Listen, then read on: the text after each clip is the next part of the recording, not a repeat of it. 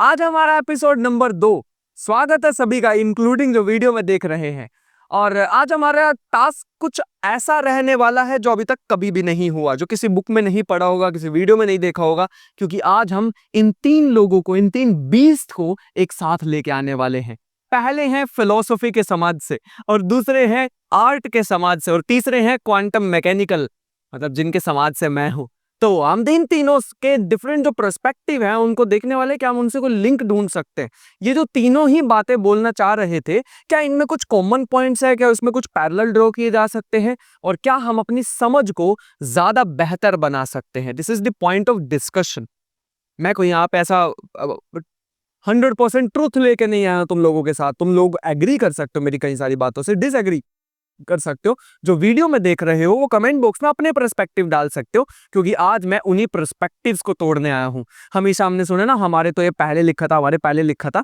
आज बताता हूं कि क्या लिखा था और क्या तुम लोग उसे समझते हो। ये जो बीच है ना, बीच वाले, ये जो इंसान है, ये आज तुम्हें एक्चुअल में बताने वाले हैं कि जो भी हम देखते हैं, क्या वो सच में रियलिटी है, या फिर हम जस्ट एक पर्सपेक्टिव बिल्ड कर रहे होते हैं, हम एक फ्रेम बना रहे होते हैं। Let me show you. तो ये है सबसे पहले इंसान जिनका मेरी लाइफ में इन तीनों में से सबसे पहले इंपैक्ट सबसे ज्यादा था। इनकी एक लाइन जो मैं यहां लिख के भी लाया हूं, that is the struggle itself towards the height is enough to fill a man's heart. मैं बताता हूं, मैं 2 इंसान मुझे बहुत ज्यादा पसंद है फिलोसफी में। एक का नाम है काफका और एक का नाम है एल्बर्ट कैमू, जो यहाँ पे हैं। काफका की पिक्चर में नहीं लगाई है यहाँ पे। तो दोनों ही मुझे बहुत ज्यादा पसंद है, और दोनों की फिलोसफी मैं ऐसे एक्सप्लेन करना चाहूंगा। ये ना डार्क चीजों को, डार्क फिलोसफी के बारे में बात करते हैं, एब्सर्डिटी के बारे में बात करते हैं। 2022 में ऐसा समय मानता हूँ जिसमें मैंने सब होप छोड़ दी थी कि यार मेरे पास तो कुछ है ही नहीं करने का, मैं तो कुछ कर ही नहीं सकता अपनी लाइफ में। अभी एट द मोमेंट मेरे पास एटलीस्ट एक गोल है, और मेरे पास वो मीनिंग है जो मैं इतने समय से ढूंढ रहा था। And that is there is no built in meaning. कोई मीनिंग होता ही नहीं किसी चीज का, जो इनकी फिलॉसफी है, मेरी नहीं है। मैंने जैसे यहां से वो चीज उठाई और मेरी लाइफ पे बहुत बड़ा इंपैक्ट पड़ा है। मैं बताता हूँ, इन दोनों की फिलॉसफी एक्सप्लेन करने की कोशिश करता हूँ। दोनों ही डार्क फिलॉसफी वाले हैं। ऐसे समझो, सामने एक दरवाजा है तुम्हारे, और कुछ भी नहीं है पूरे यूनिवर्स में। उस दरवाजे का तुमने लॉक पकड़ा, उसको हिलाते जा रहे हो, हिलाते जा रहे हो, खोलने की कोशिश कर रहे हो। तुम्हारे बर्थ से डेथ तक की बात कर रहा हूं। तुम उसको हिलाते जा रहे हो, हिलाते जा रहे हो, खुल ही नहीं रहा वो दरवाजा। दैट दरवाजा इज मीनिंग ऑफ लाइफ। तुम उसको ओपन करने की कोशिश कर रहे हो, खुल ही नहीं रहा। काफका कहते हैं तुम पूरी जिंदगी यहीं लगे रहोगे, लगे रहोगे, वो दरवाजा कभी भी नहीं खुलेगा। इसी में ही जियोगे, इसी में ही मर जाओगे, वो दरवाजे को खोलते खोलते कि मीनिंग क्या है, मेरे साथ ये क्यों हो रहा है, मेरे साथ ही क्यों हो रहा है, ये जो अच्छे पल है ये खत्म तो नहीं हो जाएंगे। ये सारी चीजें तुम इनका मीनिंग ही ढूंढते रह जाओगे, और कुछ भी नहीं होने वाला। That is the darkest thing I have ever heard. But जो मुझे पर्सनली पसंद है वो इनकी है। ये भी सेम बोलते हैं, एक दरवाजा है, तुम उसको खोलने की कोशिश करो, कभी नहीं खुलेगा। बट द प्रोसेस, जो तुम खोलने की उसको कोशिश कर रहे हो, जो तुम उसको मुक्के मारते जा रहे हो, उसको घूसे मारते जा रहे हो उसको खोलने के लिए, वो जो प्रोसेस है, उस प्रोसेस को एंजॉय करना ही मीनिंग ऑफ लाइफ है। यही इन्होंने यहाँ पे लिखा भी है कि तुमने एक गोल बनाया है, तुमने अपने 20 साल, 30 साल, 50 साल दे दिया लाइफ के, उस गोल को अचीव करने के लिए तुम कर ही नहीं पाए। तुम्हारी स्टोरी को किसी बुक में नहीं लिखा जाएगा, कोई याद नहीं रखेगा। लेकिन तुमने अपनी लाइफ बड़ी इंजॉय करी है, क्योंकि वो जो स्ट्रगल था ना, वो गोल तक पहुंचने का। मैंने तो अपनी लाइफ में अपना गोल बना रखा है, वो वहां तक पहुंचने का जो स्ट्रगल है, इनफ है। वो इनफ है to fill a man's heart, यहाँ पे लिखा भी है। और आज मैं एक छोटी सी स्टोरी भी सुनाने वाला हूं इन तीनों की इंट्रोडक्शन के बाद। जो स्टोरी इस पे बेस्ड है। One must imagine Sisyphus happy. Sisyphus एक इंसान है, ऐसे समझो, एक किंग थे, ठीक है। उसको खुश समझना ही मीनिंग ऑफ लाइफ। तुम मीनिंग ऑफ लाइफ समझ जाओगे अगर उसको खुश समझ जाओगे। अब कौन है सिसिफस, क्यों से खुश समझे, क्या वो दुखी था, क्या था, अभी बताता हूं। मैं पूरी स्टोरी यहाँ पे प्रिपेयर करके आया हूं। देखो, ये पूरे लिख के लाया हूं माइथोलॉजी के बारे में। बट उससे पहले दूसरे इंसान पे चलते हैं, जॉन बर्गर। ये जो है इनके एक बहुत ही ज्यादा प्रसिद्ध बुक है। By the way, book recommendation, इनकी एक बुक है मिथ ऑफ सिसिफस, जो मैं आगे कहानी सुनाने वाला हूं ना, इतना सा पार्ट होगा वो सिर्फ। बट इनकी एक बुक है मिथ ऑफ सिसिफस, जिसमें इन्होंने भाई उधेड़ के रख दिया, मतलब इंसान को। मेरे को तो बहुत ज्यादा पसंद है ये। और एक इनकी बुक है द स्ट्रेंजर्स। कमाल, कमाल भाई, क्या ही लिखते हैं ये। ये इनकी 2 बुक मैं रिकमेंड करना चाहूंगा। इनकी 2 बुक्स ये है। इनकी मैंने एक बुक पढ़ी और भाई पढ़ते ही फैन हो गया। ये बोलना चाहते हैं, वेज ऑफ सीइंग इनकी बुक है, उसमें बोलना चाहते हैं जो भी हम देखते हैं ना, जो भी हम देखते हैं वो हमेशा सच्चाई नहीं होती। हम किसी भी, फॉर एग्जांपल मैं इमेज को देखने की कोशिश करूं, मैं इस इमेज को देख रहा हूं, जरा सोचना तुम इनको नहीं जानते। वैसे मैंने लिखा हाइजेनबर्ग, बट मान लो तुम साइंस बैकग्राउंड से हो ही नहीं। काफी सारे ऐसे लोग हैं जो साइंस बैकग्राउंड से है ही नहीं, जो वीडियो देखते हैं। तुम लोग इनकी वीडियो देख रहे हो और तुम जज करना है कौन है, तो तुम अपनी इंटरप्रिटेशंस निकालने की कोशिश करोगे। जो भी तुमने आज तक सीखा है, तुमने जितनी भी आज तक इमेजेस देखी हैं, जो भी उसका मीनिंग समझे हैं, तुम्हारा जो कल्चर है, तुम्हारे जो सिंबल्स हैं, तुम्हारी जो राइटिंग है, तुम्हारे जो बोलने का ढंग है, उसके अकॉर्डिंग तुम जज करने वाले हो, अपनी इंटरप्रिटेशन निकालने वाले हो इस इमेज की। तो एक इमेज के कई सारे डिफरेंट व्यू पॉइंट्स हो सकते हैं, कई सारी इंटरप्रिटेशंस, कई सारी पर्सपेक्टिव हो सकते हैं। ये इन्होंने अपनी बुक में बताया। The relation between what we see and what we know is never settled. हमें जो पता है और जो हम देखते हैं, क्या वो सेम है? What we see is reality. सच्ची में ये बोलते हैं, ये डिबेट कभी भी सेटल हुई ही नहीं है। पहले वाले इंसान बोल रहे हैं there is no built in meaning, कोई मीनिंग नहीं है। दूसरे इंसान बोल रहे हैं कि जो भी हम देख रहे हैं क्या वो सच है। और तीसरे वाले इंसान के बारे में तो अभी मैं बताता हूं, ये तो अपने ही समान से है। तो ये दोनों से हमें बड़ी डीप बात पता लगी है। जितनी भी चीजें हम देख रहे हैं या मीनिंग ढूंढने की कोशिश करें, शायद वो है ही नहीं। जैसे अब मैं यहाँ पे पैरेलल ड्रॉ करना चाहूंगा। मैं इन दोनों को क्यों लेके आया हूं? जब हम क्वांटम फिजिक्स की सीरीज पढ़ रहे हैं, तो इसलिए मैं यहाँ पे लेके आया हूं, क्योंकि मुझे थोड़ा थोड़ा सा अच्छी बातें भी सिखानी है, कुछ ऐसी चीजें बतानी है जिससे हमारी समझ बढ़ सके। क्वांटम फिजिक्स तो हम सीखने ही वाले हैं, लेकिन उसके साथ फिलोसॉफिकल तड़का भी हम यहाँ पर लगाने वाले हैं। तो यहां तक हम पहुंचे, अभी बहुत अच्छी बात है। मैं यहाँ पे नेक्स्ट एक स्टोरी से स्टार्ट करना चाहूंगा। ये मिथ ऑफ सिसिफस। ये जो सिसिफस थे, ये एक किंग थे, लेकिन बहुत ही ज्यादा intelligent, at the same time बहुत ही ज्यादा क्रूअल इंसान थे।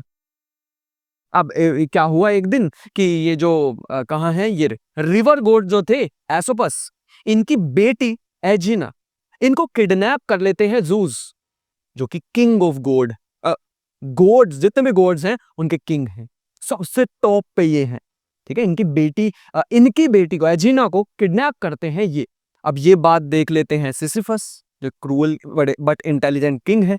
अब दिक्कत ये है कि जो जूस है ना, वो कुछ भी करें, तुम नहीं कुछ भी कह सकते। ये सिसिफस कुछ नहीं बता सकते किसी को भी। इन्होंने देख लिया था किडनैप करते हुए, लेकिन it's not allowed to tell anyone else about it. But ये जो थे एसोपस, ये ढूंढते ढूंढते पहुंचे सिसिफस के पास कि भाई तुमने क्या देखा है कि मेरी बेटी को किसने किडनैप किया है?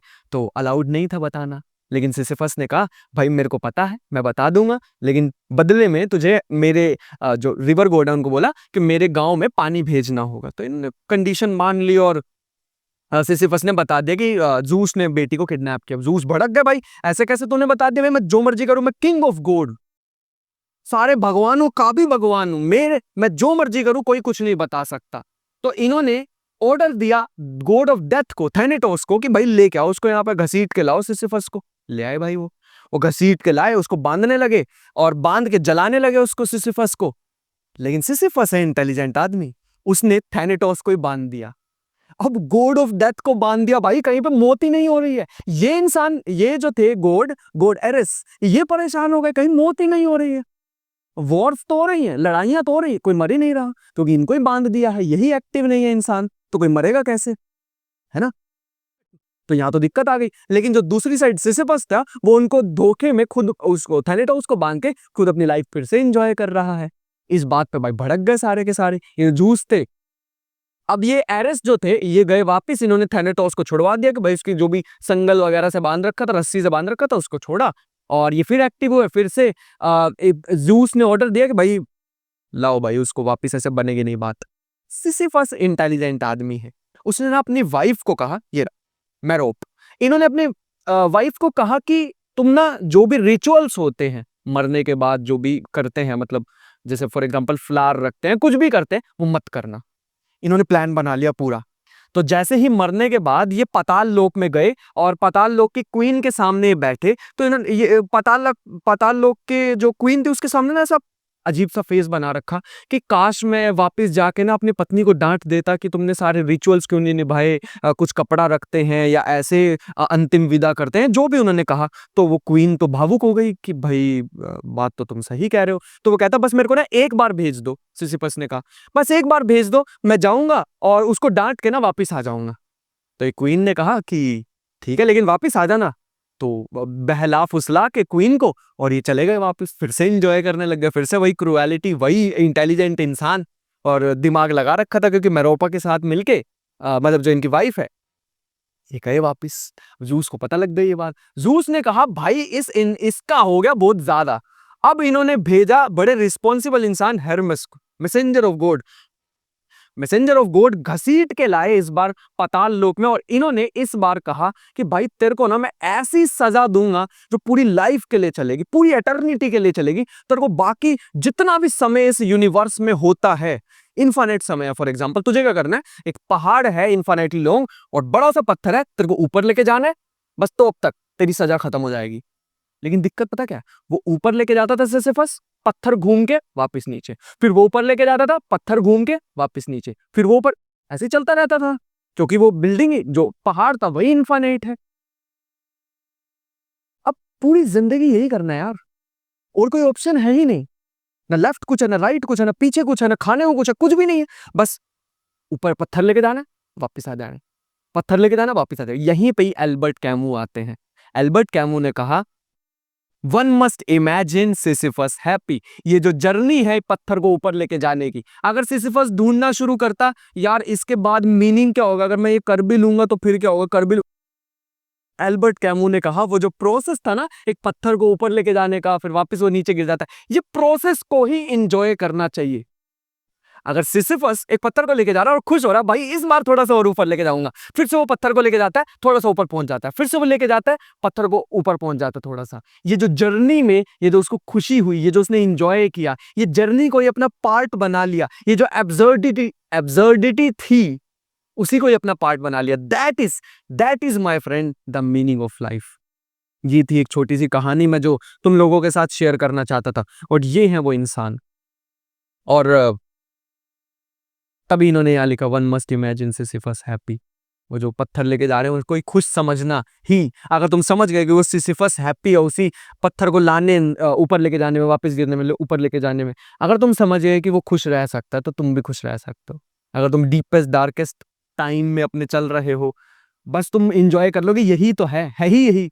एब्सर्डिटी को ही एक्सेप्ट कर लेते हो अगर तुम, और उसी को इंजॉय करना स्टार्ट कर देते हो और भूल जाते हो कि लाइफ का कोई मीनिंग भी है। मैं थोड़ी अच्छी लाइन है जो मुझे लगी थी, मैं प्रिपेयर करके लाया इनकी बुक में से, life has no built in meaning. Life का कोई मीनिंग नहीं है खुद का, हमें बनाना होता meaning. The universe does not care you are getting, the universe does not care at all. Universe को कोई परवाह नहीं है, तुम जी रहे हो, तुम मर रहे हो, तुम क्या कर रहे हो, तुम जेल में हो, सड़ रहे हो, कोई मतलब नहीं है। इमेजिन करके देखो ना एक बार ना, आराम से बैठना रात में आज और इमेजिन करना तुम एक जेल के रूम में हो। जस्ट इमेजिन, जस्ट इमेजिन, और चारों तरफ बंद है, वही तुम्हारा वॉशरूम है, वही तुम्हारा सब कुछ, वो एक रूम, बस तुम उसके अंदर बैठे हो और तुम्हें 15 साल की सजा हो गई है। क्या करोगे? इस वैसे ये जो जेल जेल वाली कहानियां होती हैं ये काफका ज्यादा बताते हैं, बट ठीक कोई बात नहीं, तुम उसमें हो, अब क्या करोगे? पूरे दिन में तुम्हें पूरा बस वहीं बैठना, वही मच्छर है, मक्खियां हैं, वहीं तुम्हें बाथरूम करना है, जो भी है सारी चीजें वहीं।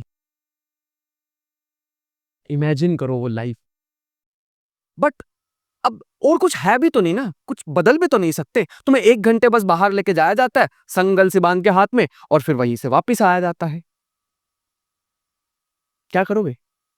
वही सिसिफस वाली कहानी, किसी तरीके से कुछ तो तुम्हें ऐसा करना होगा कि उसी का ही मीनिंग ढूंढना होगा, उसी में ही कुछ तो ऐसा ढूंढना होगा कि यार यही लाइफ है, इसी को एंजॉय कर लेता हूं अब। और अगर तुम इसको और डीप समझना चाहते हो तो इनकी बुक है द स्ट्रेंजर, मतलब कमाल की बुक है। अगर एग्जिस्टेंशियल क्राइसिस नहीं चाहिए तो मत पढ़ना, यहीं पे ही छोड़ दो। मैं बस इतना ही बताना चाहता कि life has no built in meaning at all, बस यहीं छोड़ देना, बाकी जाने की जरूरत नहीं है क्योंकि बहुत ज्यादा डीप हो जाता है यार। इसके बाद शायद तुम ही नहीं रहोगे, जल्दी मैच्योर हो जाओगे, तो अभी अवॉइड कर सकते हो। But you are still responsible for how you respond to the fact. अगर तुम लाइफ का मीनिंग नहीं है हमने बोल दिया, लेकिन फिर भी जो भी तुम्हारे साथ हो रहा है तुम उस पर कैसे रिस्पॉन्ड कर रहे हो वो तुम पे डिपेंड करता है। तुम उसको तुम उसको एक्सेप्ट कर लो, जो भी चीज तुम्हारे साथ बुरी हो रही है तुम उसको एक्सेप्ट कर लो और उसी को एंजॉय करना स्टार्ट कर दो कि अब है ही यही यार, कुछ कर ही नहीं सकते, है ना। Your freedom begins when you stop expecting life to add up. तुम सोचोगे यार बस ये वाला फेज निकल जाए यार, बस ये वाला फेज निकल जाए फिर तो लाइफ सेट है, 12वीं हो जाए 11वीं हो जाए फिर तो लाइफ सेट है। नहीं, एक्सेप्ट कर लो, एक्सेप्ट कर लो कि भाई कुछ नहीं होने वाला है और यही यही जो भी मैं कर रहा हूं यही मेरी लाइफ है, इसी को ही मुझे एंजॉय करना। दिस इज द मोमेंट, कोई फ्यूचर नहीं है, कोई पास्ट नहीं है, दिस इज द मोमेंट। ठीक है, बस एक्सेप्ट कर लेना कि कोई मीनिंग है ही नहीं, मैं तब खुश होऊंगा, ये बताना चाह रहे थे। At the end of the day the main message, मैं यहाँ पे कोई फिलोसफी पढ़ाने नहीं आया हूं, मैं क्वांटम के बारे में बताने आया हूं, तो मैं जस्ट इतना कहना चाहूंगा there is no built in meaning, यही हमें पता लगा एंड दैट इज इट, यही रुकते हैं, दूसरे इंसान पे चलते हैं। The relation between what we see and what we know is never settle. जो भी हम देखते हैं वो जस्ट हमारा परसेप्शन होता है। हम किसी बुक में से, जैसे तुम लोगों ने कई बार सुन ली होगी अब तो ये बात कि हम लोग बोलते हैं ये तो हमारे बुक्स में पहले से ही लिखा हुआ था। ठीक है, हम मान लेते हैं कि पहले से लिखा हुआ था, लेकिन जो भी हम पढ़ रहे हैं वो हमारी इंटरप्रिटेशन है ना। तुम लोगों ने फॉर एग्जाम्पल संस्कृत का कोई एक सेंटेंस पढ़ा, तो उसकी जो the moment you read something you give it a perspective, you give it N interpretation. जैसे ही तुम किसी भी चीज को पढ़ते हो तुम अपने दिमाग में उसका मीनिंग बनाने की कोशिश करते हो। मैंने स्टार्टिंग में भी तुम लोगों को कहा कि मैं ये चीज अलग तरह से समझूंगा, तुम लोग ये चीज अलग तरह से समझोगे। मैं एक चीज दिखाता हूं, रुको। अगर अगर मेरे पास ये पिक्चर मैं इसको अलग तरीके से इंटरप्रेट करूंगा, इस हर एक इमेज को तुम लोग अलग तरीके से देखोगे, कुछ और उसका मीनिंग निकालो, है ना। मैं अगर यहाँ पे एक फेस ड्रॉ करता हूं जिसकी बस 2 आंखें और कुछ भी नहीं, तुम इसका कुछ और मतलब निकाल सकते हो। मैं यहाँ पे एक बनाने वाला हूं कुछ इस तरीके से, कुछ इस तरीके से, इसका जो मर्जी मीनिंग निकालते रहो। मैंने तो रैंडम ड्रॉ किया है, लेकिन अलग अलग पर्सपेक्टिव इस पे आने वाले हैं। इसका मतलब जो भी हम देखते हैं it is not the reality always, it is just N interpretation. और वही हुआ इस इंसान से पहले। अब आना चाहेंगे हम अपनी फिजिक्स पे, दैट इज क्लासिकल मैकेनिक्स में ऐसा ही तो हुआ। क्लासिकल फिजिक्स वाले सोचते थे कि everything is continuous, energy continuous form में एग्जिस्ट करती है ना। यही तो बोलते थे न्यूटन वगैरह जितने भी थे। थर्मोडायनेमिक्स की जब भी हम बात करते तो चीजें कॉन्टिन्यूअस होती हैं, हमने ऐसा सुना है, चीजें स्मूथ होती, कोई पैकेट वैकेट की फॉर्म में चीजें एग्जिस्ट नहीं करती हैं, और डिटर्मिनिज्म इनबिल्ट होता है उसमें। तुम मुझे अब बता दोगे कोई चीज, अब बता दोगे अगर कोई चीज, तो मैं उसका पूरा फ्यूचर बता दूंगा। हैमिल्टोनियन एक मैकेनिक्स होती है, जैसे हमने न्यूटोनियन मैकेनिक्स के बारे में सुना है, वैसे ही समझ लो एक डिफरेंट ब्रांड है। लेग्रांजियन मैकेनिक्स एक डिफरेंट ब्रांड है, हैमिल्टोनियन मैकेनिक्स, जो कि हमें कहते हैं 3 अलग अलग पर्सपेक्टिव के बारे में बताने की कोशिश करते हैं। एक होता है फिजिकल स्पेस। फिजिकल स्पेस मतलब तुम मुझे किसी भी चीज की पोजीशन और वेलोसिटी बताओ, मैं उसका फ्यूचर बता दूंगा। इनिशियल पोजीशन इनिशियल वेलोसिटी बता दो, बस दैट इज इट, खत्म। मैं उसकी ट्राजेक्टरी आगे की बता दूंगा डिपेंडिंग ऑन उस पर कौन कौन से फोर्स लग रहे हैं। न्यूटोनियन पर्सपेक्टिव ये है। इसके बाद हमारे पास आता है कॉन्फिगरेशन स्पेस। अब कॉन्फ़िगरेशन स्पेस का मतलब होता है कि फिर इस बार हम एक एक पार्टिकल की बात नहीं कर रहे हैं। इस बार मान लेते हैं फिलहाल के लिए, चीजों को सिंप्लीफाई करने के लिए, वैसे हमारे यूनिवर्स में एक पार्टिकल नहीं है। न्यूटोनियन मैकेनिक्स कहती है हर पार्टिकल की पोजीशन वेलोसिटी बताओ, तब मैं आंसर बता पाऊंगा। बट यहां पे लैग्रांजियन मैकेनिक्स में जो कॉन्फ़िगरेशन स्पेस होता है, कॉन्फ़िगरेशन स्पेस में बस तुम मुझे इनिशियल पोजीशन बता दो, फाइनल पोजीशन बता दो, एंड दैट इज इट, खत्म। बस तुम मुझे इनिशियल और फाइनल पोजीशन बता दो, दैट इज इट। मैं यहां से यहां तक कैसे पहुंचा है पार्टिकल, मुझे इतनी सी इंफॉर्मेशन मिल जाए, मैं इसकी पूरी फ्यूचर ट्राजेक्टरी बता दूंगा। This is configuration space. कमाल की बात है ना, इनिशियल फाइनल पोजीशन बता दो बस। अगर मान लो बहुत सारे पार्टिकल्स होते तो तब भी तुम मुझे इनिशियल पोजीशन बताओ, सभी पार्टिकल की इनिशियल पोजीशन बता दो जितने भी पार्टिकल्स हैं, और उनकी फाइनल पोजीशन बता दो, बस उसके बाद तो कुछ ही पूछ लो। 50 साल बाद की बात बतानी है, हम बता देंगे। लैग्रांजियन मैकेनिक्स ऐसा कहती है।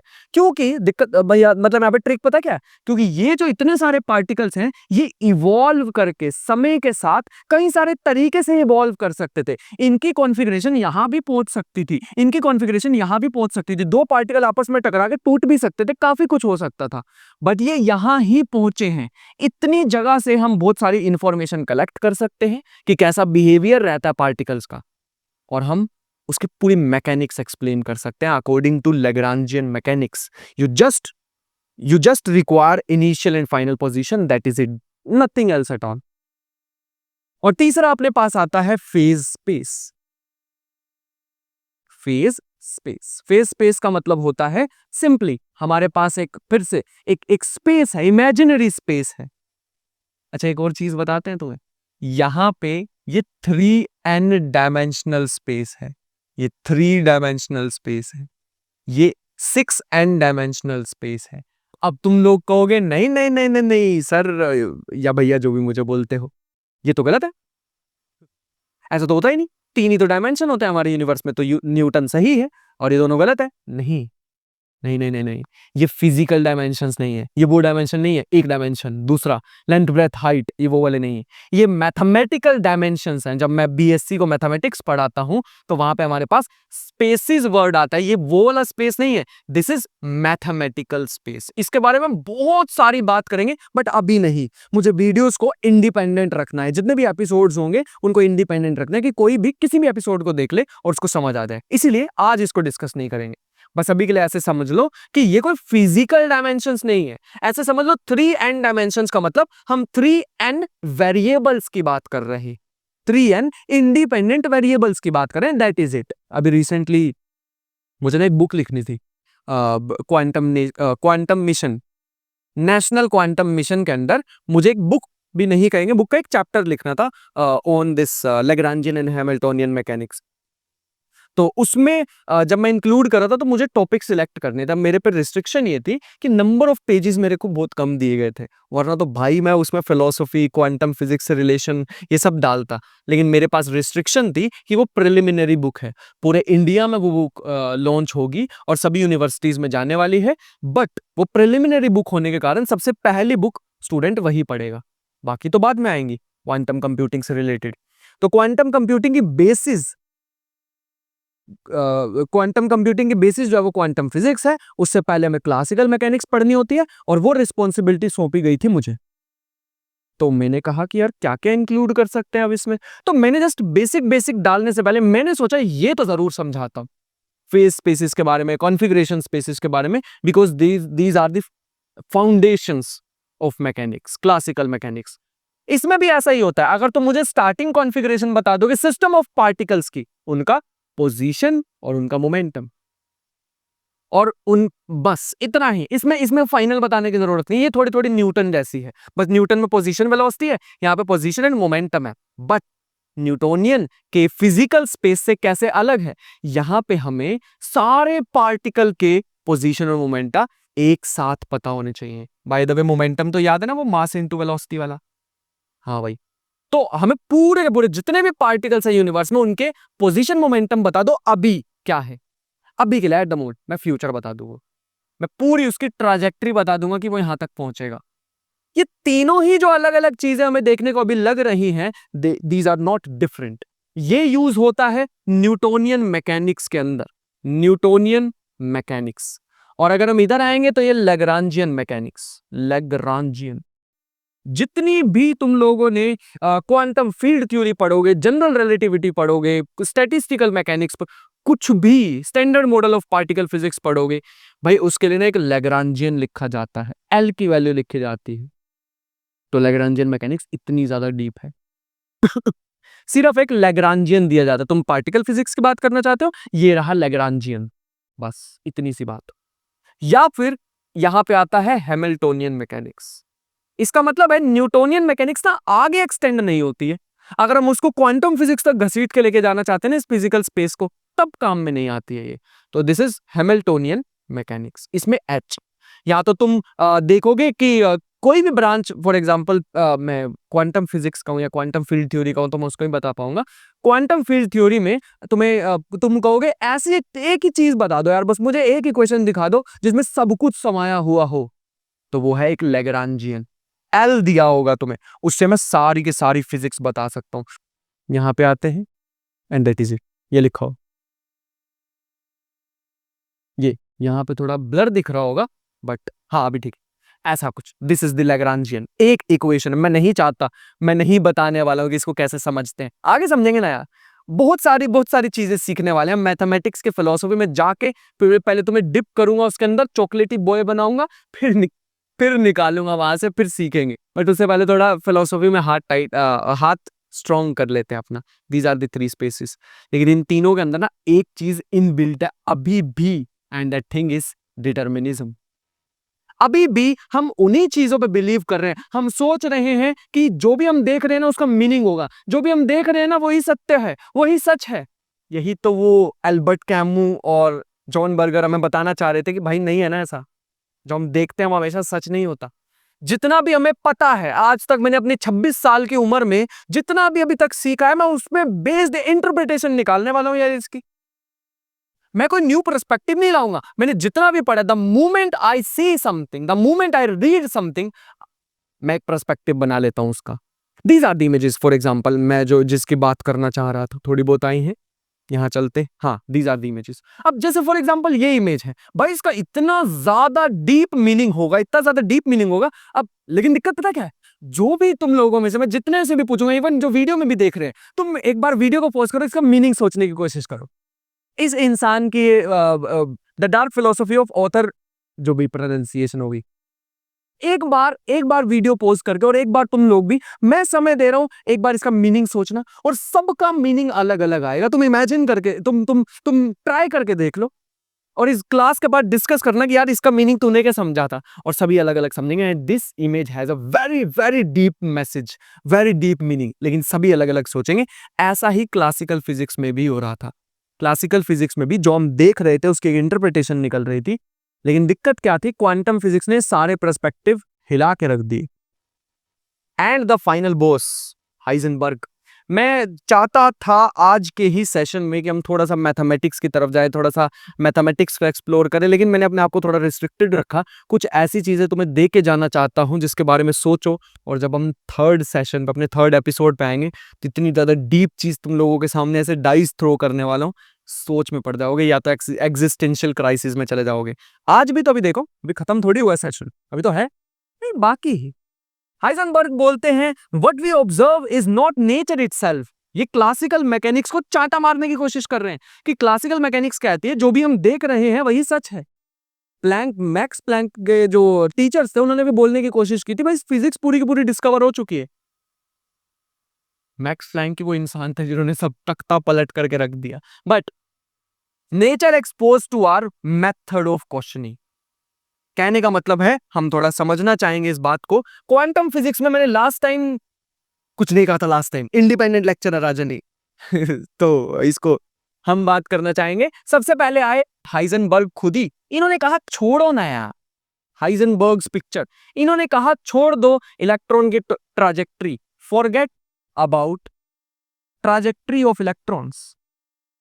ट्राजेक्ट्री ऑफ इलेक्ट्रॉन भूल जाओ कि उसकी कोई ट्राजेक्ट्री नहीं होती, कैसे जाता है इलेक्ट्रॉन एक पॉइंट से दूसरे पॉइंट से, हमें क्या लेना देना कैसे जाता है। ज्यादा अच्छी पिक्चर हमें रिचर्ड फाइनमैन ने बताई, जो कि आने वाले फ्यूचर एपिसोड्स के बारे में बात है। बट इन्होंने बताया कि भूल जाओ ना यार इन सब चीजों को, कि इलेक्ट्रॉन कैसे ट्रेवल कर रहा है from one point to other, थी जाता होगा जैसे भी। इन्होंने कहा focus on what we observe, on what we observe. हमें एक ऐसी थ्योरी बनाने की जरूरत है जिसमें से हमें बस काम की बातें निकलती रहे, हमारे काम की बातें निकलती रहे। लेकिन यहां पे इंक्लूड हो जाती है मैट्रिसेस, यहां पे इंक्लूड हो जाती थी प्रोबेबिलिटीज। हमारे पास कुछ ऐसे डिब्बे थे जिसमें से आंसर्स निकल जाते थे। एंड इसी के ही पैरेलल एक राइवल पिक्चर बनाई श्रोडिंगर।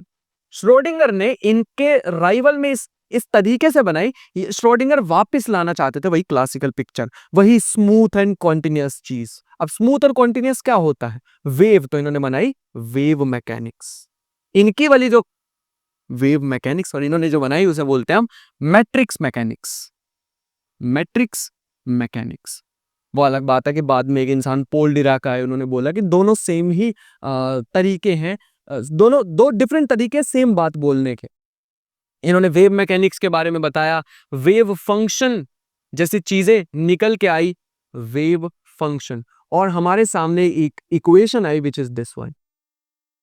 मैं इस पे बहुत सारी बात ऑलरेडी कर चुका हूं, बहुत पहले वीडियो बनाई थी, डिस्क्रिप्शन में दूंगा, देख लेना। हम इस पे अभी ज्यादा बात नहीं करेंगे आने वाले फ्यूचर एपिसोड्स में। बट ये हमारे पास इक्वेशन है जो श्रोडिंगर ने हमें बताई कि कुछ ऐसी दिखाई देती है। This is Schrödinger's equation. लेकिन यहां पर ना दिक्कत थी, ये जो साई था ना, श्रोडिंगर सोचते थे कि ये जो साई है ये समथिंग डेंसिटी ऑफ मैटर से इसका कुछ लेना देना होगा, ये कोई रियल चीज नहीं है, ये डेंसिटी ऑफ मैटर से कुछ लेना देना होगा। लेकिन एक थे मैक्स बोर्न, इन्होंने बताया कि actual meaning of this Sai कुछ है ही नहीं, इसके स्क्वायर करने से हमें मिलती है probability of finding an electron in a particular state. Finding an electron, बस इसके स्क्वायर से मिलेगा, वेव फंक्शन से कुछ नहीं मिलेगा, उसके स्क्वायर से मिलने वाली है हमें, वो भी प्रोबेबिलिटीज। श्रोडिंगर को ये आइडिया बिल्कुल अच्छा नहीं लगता था, उनको नहीं पसंद था कि ये प्रोबेबिलिटीज इंक्लूड हो जाएं, क्योंकि वो भी तो फेवर करते थे ना वो क्लासिकल वर्ल्ड को, डिटर्मिनिस्टिक वर्ल्ड को। बट मैक्स बोर्न ने सारी की सारी पिक्चर बदल के रख दी। And I also prepare some lines for this. मैं माइंड मैप हमेशा प्रिपेयर करता हूँ और खुद को समझाने की कोशिश करता हूँ, जैसे कि मैंने बताया हमेशा ही, तो कुछ पॉइंट ना रह जाए इसीलिए मैं एक बार देख लेता हूँ। इंटरप्रेट करते थे तब के साइंटिस्ट काफी सारे कि ये जस्ट एक टूल किट है प्रोबेबिलिटीज फाइंड आउट करने की, नथिंग एल्स एट ऑल। ये जो साई स्क्वायर है describes where electron may be observed, may be word इसलिए लगाया जाता है, या फिर probability of observing a particle और an electron, may be word इसलिए लगाया जा रहा है क्योंकि यहाँ पे प्रोबेबिलिटीज इंक्लूड हो रही है। एक पार्टिकल है, उसमें सुपरपोजिशन जैसी चीज होती है, जब तक मैं इलेक्ट्रॉन को नहीं देख रहा हूं, या तो दो चीजें हो सकती हैं। अब वेज ऑफ सीइंग को मैं वापस लाना चाहूंगा। एक एटम के अंदर मैं अगर कुछ सोचने की कोशिश कर रहा हूं कि इलेक्ट्रॉन कैसा दिखता होगा या इलेक्ट्रॉन कहां होगा, या तो इलेक्ट्रॉन इसके अंदर बहुत सारी जगह पे होगा at the very same time, या फिर इलेक्ट्रॉन जैसी कोई चीज होती नहीं। Both are equally absurd. Absurdism की बात हो रही है, और कैमस एल्बर्ट कैमू ना आए तो क्या ही कह सकते हैं फिर। तो एक एटम के अंदर इलेक्ट्रॉन कहां होगा, दो तरीके हैं इसका आंसर करने के, या तो इलेक्ट्रॉन कई सारी जगह पे होगा at the very same time, उसे हम बोलते हैं क्वांटम सुपरपोजिशन। मैं एग्जांपल से समझाता हूं, कुछ इस तरीके से लिखा जा सकता है 1/√2 0। मान लेते हैं अभी चीजों को इजी बनाने के लिए, यहां पे हो सकता है इलेक्ट्रॉन, इन दो जगह पे, जब तक मैं नहीं देख रहा हूं या तो यहां होगा या तो यहां होगा। यहां होने की प्रोबेबिलिटी है 50%, नीचे होने की प्रोबेबिलिटी है 50%। लेकिन जब तक मैं देख नहीं रहा तो इलेक्ट्रॉन या तो 0 स्टेट में होगा या तो 1 स्टेट में होगा। दीज आर जस्ट सिंबल्स, इनसे घबराने की जरूरत नहीं है। मैं ब्रैकेट भी लगा सकता था, but these are the notations quantum physicists use, इसलिए मैंने ऐसा लिखा है। एक तरीका है ये बोलने का कि इलेक्ट्रॉन दोनों जगह पे है सेम समय पे, जब तक मैं मेजर न कर लूं। दूसरा तरीका ये है, शायद इलेक्ट्रॉन एग्जिस्ट नहीं करता, वो तो मेरे ऑब्जर्वेशन के कारण एग्जिस्ट करता है। मैंने एक बात बोल लूं प्लीज, मैंने लास्ट सेशन में भी कहा था, इस पूरी सीरीज में हम relational interpretation of quantum physics के बारे में बात करने वाले हैं। चीजें इमर्ज होती हैं हमारी ऑब्जर्वेशन से, हमारे रिलेशन में। खुद से कुछ नहीं होता, इलेक्ट्रॉन की प्रॉपर्टी होती नहीं है, वो तो हमारी ऑब्जर्वेशन के कारण हमारे रिस्पेक्ट में कुछ प्रॉपर्टीज आ जाती हैं, इतना ही है बस। And that is relational interpretation of quantum physics, जिसके बारे में मैं बात करना चाह रहा था। Schrodinger wave deceives because feels classical, it's collapse reveal true nature. Okay, stores information about outcomes and worlds hidden state. ये जो साई है, ये क्वांटम वर्ल्ड के अंदर या हमारे यूनिवर्स की जो हिडन इंफॉर्मेशन है उसको हाइड करके बैठा है, और ट्रू इंफॉर्मेशन तो ये भी नहीं देता। एक फोग ऑफ नंबर हमारे सामने आते हैं, एक धुंध जैसे। जैसे ही मैं इसको देखने की कोशिश करता हूं तो मुझे एक आंसर दिखाई देता है, सब में से एक जगह पे कोलैप्स कर जाता है। ऐसे इमेजिन करो तुम्हारे रूम में लाखों करोड़ों ट्रिलियंस ऑफ नंबर्स फैले हुए हैं, तुम्हारी आंखें बंद है और इधर उधर घूम रहे हैं तुम्हारे नंबर्स। तुम किसी भी नंबर को चूज कर सकते हो। तुमने आंखें बंद करी, एक नंबर चूज करा रैंडमली, कंप्लीटली रैंडम, एक नंबर चूज करा, बाकी सारे गायब हो गए। वैसी सिचुएशन है यहाँ पे। ये इंफॉर्मेशन तो अपने अंदर स्टोर करता है ये साई, लेकिन इसके अंदर इतनी सारी इंफॉर्मेशन है, उसमें से करेक्ट इंफॉर्मेशन कौन सी है, उसकी जस्ट हम प्रोबेबिलिटी बता सकते हैं कि पार्टिकल की ये स्टेट हो सकती है, 50% चांस है कि यहां होगा, 50% चांस है कि यहां होगा। बताना एग्जैक्टली कहां होगा? The answer is we have zero idea कि एग्जैक्टली कहां होगा। यहां पे इनहेरेंट होती हैं प्रोबेबिलिटीज, हम नहीं लेके आ रहे हैं। जितना भी एक्सपेरिमेंट्स ने अभी रिवील किया है उसके अकॉर्डिंग, एक्सपेरिमेंटल डेटा के अकॉर्डिंग हमें नहीं पता, हम नहीं बता सकते विद सर्टेनिटीज। तो जैसे हमें लाइफ में एब्सर्डिटी एक्सेप्ट कर लेनी चाहिए, वैसे ही क्वांटम फिजिक्स में अनसर्टेनिटीज एक्सेप्ट कर लेनी चाहिए। And that should be the end of this lecture. लेकिन नहीं है, ये नहीं है इस एंड ऑफ लेक्चर, क्योंकि अभी बात आने वाली है क्वांटा के बारे में। हमारे यूनिवर्स उससे भी ज्यादा अजीब है जितना हम सोचते हैं। क्वांटा में अगर हम आने चाहिए, फिर से मैं दूसरा माइंड मैप अपना निकालना चाहूंगा। यहां पे जो हमारी कहानी स्टार्ट होती है, वो कहानी हमारी स्टार्ट होती है, जैसा मैंने बताया कि यूनिवर्स कॉन्टिन्यूअस नहीं है, हमारा यूनिवर्स स्मूथ नहीं है, but at the same time हमारे यूनिवर्स में तुम इनफाइनाइट डिवीजन भी नहीं कर सकते। जैसे फॉर एग्जांपल यहां से लेके यहां तक, एक मेरे को अगले पॉइंट तक जाना है, 1 मीटर का रास्ता है। अब 1 मीटर के रास्ते में ध्यान से समझना, 1 मीटर के रास्ते में अगर तुम उसका पहले हाफ कदम चलना चाहते हो, ठीक है चल लेंगे, हाफ चल लेंगे, 1/2। फिर उसका भी हाफ चलना चाहते हो, उसका भी हाफ कर दिया, ठीक है 1/4 हो गया। फिर उसका भी हाफ कर दो, फिर 1/8 हो गया, 1/16 हो गया। अब तो सोन करते जाओ करते जाओ करते जाओ करते जाओ, भाई ये तो इनफाइनाइटली छोटा करते ही जाओगे तुम, है ना। किसी भी स्पेस को तुम इनफाइनाइटली छोटा करते जाओगे। अगर तुम्हें हाफ स्टेप पहले रखना था, फिर एक हाफ रखना था, तो 1 मीटर पहुंच जाते। लेकिन ऐसे अगर तुम half half half half half half half करते ही रहोगे तो there are infinitely many halves. एक 0 से लेके 1 तक तो बहुत इनफाइनाइटली मैनी इसको मैं कट कर सकता हूं, जूम करता जाऊंगा करता जाऊंगा करता जाऊंगा, हमेशा के लिए मैं जूम करता जाऊंगा, इनफाइनाइटली जूम कर सकता हूं। आज तक मैथमेटिक्स वाले यही सोचते थे और इसे बोलते हैं जीनोस पैराडॉक्स। इस हिसाब से तो मैं कभी 1 मीटर चल ही नहीं पाऊंगा, लेकिन इन रियलिटी जो हमें दिखाई दे रहा है, मैं 1 कदम चल सकता, है ना। जो हमें दिख रहा है और जो हम समझ रहे हैं, 2 अलग चीजें हैं फिर से। And what is the meaning of it, मैं बताता हूं। मीनिंग है उस प्रोसेस में जो हम सीखने वाले हैं, एंड दैट इज, हम आज तक सोचते थे कि स्पेस जो है वो इनफाइनाइटली डिवाइड किया जा सकता है, and that is not true. एक सबसे छोटी स्पेस का भी क्वांटा एग्जिस्ट कर सकता है। Space is not infinitely divisible, not infinitely divisible. Space को ऐसे नहीं है तुम कितना भी डिवाइड करते रहोगे और होता रहेगा, इट इज नॉट ट्रू। चीजें रिवील होती गई धीरे धीरे। ये जो क्वांटा वर्ड है, ये हमें काफी एक्सपेरिमेंट्स में देखने को मिला। जैसे प्लैंक के 1900 में जब उन्होंने बात की थी पैकेट ऑफ एनर्जी के बारे में, पैकेट ऑफ एनर्जी E=h²। मैं फॉर्मूला साथ साथ थोड़े थोड़े लिखना चाहूंगा और इनके बारे में बताना चाहूंगा। पैकेट ऑफ एनर्जी, आइंस्टाइन आए, उन्होंने 1905 में क्वांटा ऑफ एनर्जी या फिर फोटोन के बारे में बात की।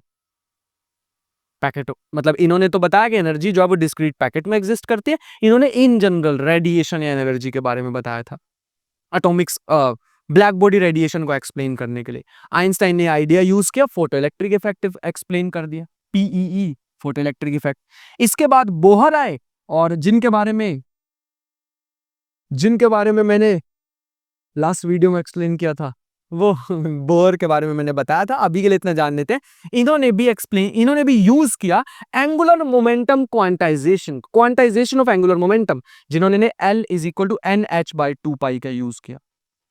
H is a Planck's constant by the way। Planck के साथ ही चीजें स्टार्ट हुई है क्वांटा वाली, कि हमारे यूनिवर्स में हम सोचते हैं जो एम्प्टी स्पेस, ये तो टाइम है, ये तो लाइट है, ये तो एंगुलर मोमेंटम है, ये सारी कॉन्टिन्यूस चीजें होंगी, इसकी कुछ भी वैल्यू हो सकती है, टाइम की कुछ भी वैल्यू हो सकती है, टाइम कितना भी छोटा हो सकता है, टाइम कितना भी बड़ा हो सकता है। हम यही सोचते हैं ना। आज तोड़ते हैं तुम्हारा भ्रम। इसके बाद आया स्टर्न गार्लिक एक्सपेरिमेंट, जिन्होंने स्पिन के बारे में बताया। स्टर्न गार्लिक एक्सपेरिमेंट 1922 में इन्होंने अपने एक्सपेरिमेंट के बारे में बताया। और उसके बाद फिर आए हाइजनबर्ग 1925 में, और उन्होंने हाइजनबर्ग ने एक पिक्चर दी मैट्रिक्स मैकेनिक्स के बारे में, which was still matrix mechanics जो थी वो भी क्वांटा के बारे में ही बात कर रही थी। अब तुम लोग खुद सोच के देखो, मुझे ना कुछ ऐसा मैथमेटिकल टूल ढूंढना है। मैं आज तक सोचता था कि जो एनर्जी है वो कॉन्टिन्यूस फॉर्म में होगी, कुछ भी हो सकती है एनर्जी की वैल्यू, ऐसा सोचते थे। लेकिन प्लैंक ने आके बोला एनर्जी तो डिस्क्रीट पैकेट की फॉर्म में एग्जिस्ट करती है। तो ये जो हाइजनबर्ग थे, इन हाइजनबर्ग ने एक सर्च पे लग गए हाइजनबर्ग कि यार मेरे को ये तो नहीं समझ आ रहा कि इलेक्ट्रॉन एक शेल से दूसरी शेल पे जंप कैसे करेगा, बोहर्स मॉडल में जैसा बताया गया है कि एक बोहर ने बताया था अपने पोस्टुलेट में कि एक इलेक्ट्रॉन यहां है, अगर वो यहां जंप करेगा तो कुछ एनर्जी लूज करेगा in the form of photon. लेकिन जंप कैसे करेगा, इलेक्ट्रॉन की ट्राजेक्टरी कैसी रहेगी, नहीं आ रहा था हाइजनबर्ग को समझ। तो हाइजनबर्ग ने कहा ठीक है, भूल जाते हैं जो हमें दिख रहा है थोड़ी देर के लिए, जो हम इमेजिन करने की कोशिश कर रहे हैं इलेक्ट्रॉन की ट्राजेक्टरी वगैरह, हम उस पे सिर्फ फोकस करते हैं जो हमारे हाथ में है, डेटा जो हमें मिला है एज एन आउटकम, उस पे बेस्ड। तो इन्होंने ऐसा सोचा यार क्या चीज हो सकती है जो डिस्क्रीट चीजों को डिफाइन करने में हेल्प करे। सोचो, ऐसा एक टूल ढूंढना था जिसका आउटकम, जिसमें कुछ डिस्क्रीट चीजें आती है, जिसके एंट्रीज कुछ नंबर हो, and that thing we have studied is matrix. Matrix में होते हैं एलिमेंट्स ऐसे नंबर जैसे, ऐसा कुछ।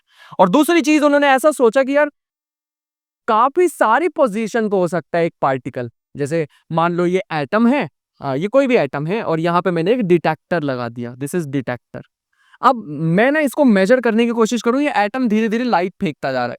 कभी लाइट की एनर्जी थी 0.35 इलेक्ट्रॉन वोल्ट, कभी थी 0.45, कभी थी 0.66 और कभी थी 0.76, ऐसे रैंडम नंबर लिखे हैं। ठीक है, मैंने देखा 10 बार ये आया है, 10 टाइम्स ये आया, 6 टाइम्स ये आया, और 5 टाइम्स ये आया, और 2 टाइम्स ये आया। ठीक है, मैंने दोबारा एक्सपेरिमेंट करा, ये नंबर्स बदल गए, बिल्कुल ही अलग थे। फिर मैंने दोबारा करा, फिर से नंबर्स अलग थे। फिर मैंने दोबारा करा, नंबर अलग थे। फिर दोबारा करा, नंबर अलग थे। इसका मतलब दिस इज कंप्लीटली रैंडम, कि कौन सी एनर्जी कब निकलेगी, पहले नंबर पे ये आएगा, ये आएगा, ये आएगा, ये आएगा। इट इज कंप्लीटली रैंडम, हम नहीं बता पा रहे थे। लेकिन ये जरूर था कि कुछ वैल्यूज ज्यादा बार निकल रही थी as compared to other values, ये पक्का था। तो इसको कैसे डिफाइन करें मैथमेटिकली, क्या ऐसा मैथमेटिकल टूल है, क्या ऐसी चीज है, ये तो हमें पता लग गया, जिसमें डिस्क्रीट एंट्रीज हो, वो मैट्रिक्स होती है, वो तुम समझ गए, ठीक है। लेकिन ऐसा क्या टूल है जिसमें प्रोबेबिलिटी भी अटैच कर दें, काफी सारी चीजें एक साथ भी आ जाएं, एंड दैट इज लीनियर सम। अगर लीनियर अलजेब्रा नहीं पढ़ा है तो डोंट वरी एट ऑल, मैं थोड़ा इजी करके ही बताना चाहूंगा। ऐसे समझो कि हमारे पास एक स्टेट है, दिस इज स्टेट, पार्टिकल के होना कहां कहां हो सकता है। मान लो ये स्टेट ऑफ एनर्जी, मतलब क्या क्या पॉसिबल एनर्जी है। तो हमारे पास हो सकती है E1, E2, E3, E4। जब मैं लीनियर अलजेब्रा के बारे में बात करूंगा तो मैं जरूर इसके बारे में डिटेल में बताऊंगा, बट ये हमारे पास पॉसिबल एनर्जीज। लेकिन ये एनर्जी की ज्यादा प्रोबेबिलिटी आने की, इसकी थोड़ी कम है, इसकी थोड़ी कम है, इसकी थोड़ी कम है, अप टू सोन। कुछ तो सोचना होगा, कुछ तो, काश कुछ ऐसा होता कि मैं इसके साथ लगा देता। Okay, these are the probabilities, इससे हमें प्रोबेबिलिटीज मिल जाएंगी। कैसे मिलेगी पता नहीं, अभी तो मैं मैथमेटिकल टूल सोच रहा हूं। और इसको जोड़ें कैसे, इसको एक साथ रखें कैसे, पता नहीं, कोई तो ऑपरेशन होगा। मैं उस ऑपरेशन को ऐसे लिख देता हूं। एंड जिसने भी लीनियर अलजेब्रा अपनी लाइफ में कभी पढ़ा होगा वो समझ गया होगा, दिस इज कॉल्ड लीनियर सम, या इसको बोलते हैं लीनियर कॉम्बिनेशन। मतलब मैं इसको कुछ इस तरीके से लिख सकता था, α1 E1 प्लस, या फिर ऐसे alpha psi is equal to α1 E1 alpha 2e2, alpha 3e3 and alpha 4e4। कुछ इस तरीके से लिखा जा सकता था इसे, and this is called linear combination. इससे अब मेरा फायदा ये हुआ कि ये जो चीज आगे जो लिखी हुई है, दिस थिंग, अरे ये जो चीज हमारे पास लिखी है, इससे मुझे प्रोबेबिलिटी मिल जाएगी। किस चीज की प्रोबेबिलिटी? इसके होने की प्रोबेबिलिटी मिल जाएगी। इसकी खास बात पता क्या होती है लीनियर कॉम्बिनेशन की? थोड़ा सा बताना चाहूंगा, बड़ा इंटरेस्टिंग सा है और मुझसे भी रहा नहीं जाएगा बिना बताए। अगर मुझे कभी भी जानना है what is the probability of electron in finding, what is the probability of finding an electron in even state, रुको पहले मैं लिख देता हूं फिर बताता हूं, बड़ी मजेदार चीज है। Probability of finding an electron in even state. ध्यान से समझना, इसका मीनिंग बड़ा डीप है, मुश्किल नहीं है, डोंट वरी। इसका मतलब है कि इवन एनर्जी निकलने की प्रोबेबिलिटी क्या है। अब ये मैथमेटिकल टूल इतना ज्यादा खास होता है, मैं बताऊंगा जाके स्टेट्स क्या होती हैं, बेसिस क्या होता है, बहुत सारी टर्म्स आएगी, बहुत मजा आएगा, बिलीव मी। बट फिलहाल के लिए अगर मैं इसको ऐसे लिख दूं ना, E1 psi is equal to alpha 1 E1। अभी देखते जाओ एक चीज, अल्फा 2 E2, यहां पे मतलब दोनों साइड E1 से मल्टीप्लाई कर दिया है, टेढ़ी कर दी मैंने इसकी ब्रैकेट्स, ठीक है, ऐसे समझ लो। यहां पे भी आएगा E1 E2, alpha 3 E1 E3 and alpha 4 E1 E4, कुछ इस तरीके से। अभी अभी हमने लास्ट टाइम भी अभी भी हमने ऐसा सोचा था, समझा था, एक एटम के अंदर एक इलेक्ट्रॉन बहुत सारी स्टेट्स में हो सकता है eight the very same time. ये रही वो स्टेट्स, आ तो गई है ना, ये रही वो स्टेट्स जिसकी हम बात कर रहे थे। लेकिन जैसे ही मैं एक्सपेरिमेंट करूंगा, जैसे ही मैं ऑब्जर्व करूंगा, तो वो एक ही स्टेट में मुझे दिखाई देगा। दूसरी इंटरप्रिटेशन इस लाइन की, वो जॉन बर्गर जो थे, उन्होंने क्या कहा था कि एक चीज के कई सारे मीनिंग हो सकते हैं, तो मैं भी वो मीनिंग बताना चाहूंगा। इस इक्वेशन का हम ये भी मीनिंग निकाल सकते हैं कि शायद इलेक्ट्रॉन एग्जिस्ट ही नहीं करता मेरे देखने से पहले, इलेक्ट्रॉन जैसी चीज ही बनती है मेरे ऑब्जर्वेशन के कारण। और ये भी इक्वेशन यही बोल रही है, ध्यान से देखना। जैसे ये टूल हमें कहता है अगर E1 के साथ E1 होगा तो आंसर आएगा 1 सेकेंड, अगर E1 के साथ E1 होगा तो आंसर आएगा 1, बाकी सारे 0, ये भी 0, ये भी 0, ये भी 0। मैं देखना चाह रहा हूं what is the probability of finding an electron in even state, तो वो मुझे मिली है कुछ इस तरीके से, अल्फा 1। मैं इसका यूज करके प्रोबेबिलिटी निकाल सकता हूं। ये जो अल्फा 1 आया ना, मैं इसका यूज करके प्रोबेबिलिटी, अभी भी मैं डेफिनेटली मैं कोई सर्टेन तरीके से नहीं बता पा रहा हूं कि इवन स्टेट में गिरेगा ही गिरेगा। जस्ट ये जो मैंने टूल यूज किया है, इस टूल को यूज करके मैं बता सकता हूं कि what is the probability of finding the particle in this state. जब मैं ऑब्जर्व करूंगा, मेरी ऑब्जर्वेशन से पार्टिकल बन रहा है, लेकिन कौन सी स्टेट में बना, कौन सी स्टेट में गिरा, कौन सी स्टेट में प्रकट हुआ, वो यहां से पता लगेगा। है ना मजेदार चीज? इसका मतलब है कोई चीज एग्जिस्ट नहीं करती, एग्जिस्ट करती है relative to me, relative to something. दो नथिंग आपस में टकराते हैं और बनता है फिर से एक नथिंग, जिसका मीनिंग हम खुद देते हैं। अब हुए तीनों चीजें कनेक्ट हुए ना? दो नथिंग मिलते हैं, समथिंग बनता है, and that something has no built in meaning. वो हमारे नजरिए पे है, हम उसका क्या मीनिंग देते हैं। है ना कमाल की बात? That is but I was talking about. कोई भी चीज बन रही है रिलेटिव टू समथिंग। दो वेव्स मिली, दो प्लेन वेव्स, कुछ नहीं था भाई, वेव भी क्या, दो चीजें मिली, एक क्रस्ट बन गया दोनों का कंबाइंड। वो क्रस्ट मेरे रिस्पेक्ट में बना, मैंने उसका कुछ मीनिंग दे दिया, उसका कुछ खुद से बिल्ट इन मीनिंग नहीं था। What is the meaning of life? Nothing. हम देते हैं उसका मीनिंग। मैंने बताया ना, जैसे वो उसमें लिखा भी था, one must imagine Sisyphus happy, हमने दिया भाई उसका मीनिंग। जो जो जो भगवान थे वो उससे उसका शरीर तो छीन सकते थे, वो सजा दे सकते थे उसके शरीर को, लेकिन किसको सजा नहीं दे सकते थे? उसके दिमाग को, उसके ब्रेन को। अगर वो उस जर्नी में ही खुश हो गया तो वो सजा ही क्या है? ऐसा ही कुछ यहां भी हुआ है। ये जो हमारे पास है, मेरी ऑब्जर्वेशन से मुझे जो दिखाई दे रहा है, तब मैंने उसका मीनिंग दिया कि हाँ, this is the state of the electron. जो हम देख रहे हैं, तो क्वांटम फिजिक्स ने लास्ट हमें लाके एक ऐसी टर्नी पे, एक ऐसी जगह पे खड़ा कर दिया है कि what we observe and what we see are different things. हम जो देख रहे हैं और हम जो मेजर कर रहे हैं, हमें जो हमसे जो छुपा हुआ है, कितनी अलग अलग चीजें हैं। World is not classical, world is quantum mechanical, and this is the tool we will be using for this. इसके बाद हमारे पास आते हैं, मतलब 3 पिलर होते हैं। जब भी क्वांटम मैकेनिक्स की बात कोई करे ना आज के बाद तुम्हारे सामने, तो उसको बता देना भाई 3 पिलर होते हैं। एक होती है प्रोबेबिलिटी, जिस पर वर्क करते हैं। मैं डेफिनेटली किसी भी चीज के बारे में नहीं बता सकता हूं, किसी भी आउटकम के बारे में। एक होती है ऑब्जर्वेशन, जिससे चीजें बनती हैं। ऑब्जर्वेशन से ही तो, कोई इनहेरेंट मीनिंग नहीं है किसी चीज का, मेरी ऑब्जर्वेशन मीनिंग देती है, ठीक है। And the last one is granularity. Granularity granularity का मतलब है पैकेट्स की फॉर्म में चीजों का एग्जिस्ट करना। बस ये 3 पिलर है क्वांटम फिजिक्स के, प्रोबेबिलिटी, ऑब्जर्वेशन एंड ग्रैनुलैरिटी। चीजें जो है वो पैकेट की फॉर्म में एग्जिस्ट करती हैं। हम ऐसा सोचते थे कि light, energy, electrons, quarks packet की फॉर्म में एग्जिस्ट करते हैं, बट वेट अ सेकेंड, एक है लूप क्वांटम ग्रेविटी, जो कि कहती है, लूप क्वांटम ग्रेविटी ये कहती है थ्योरी कि time itself is exist in quanta. Quanta of time होता है, सबसे छोटी टाइम की वैल्यू भी होती है।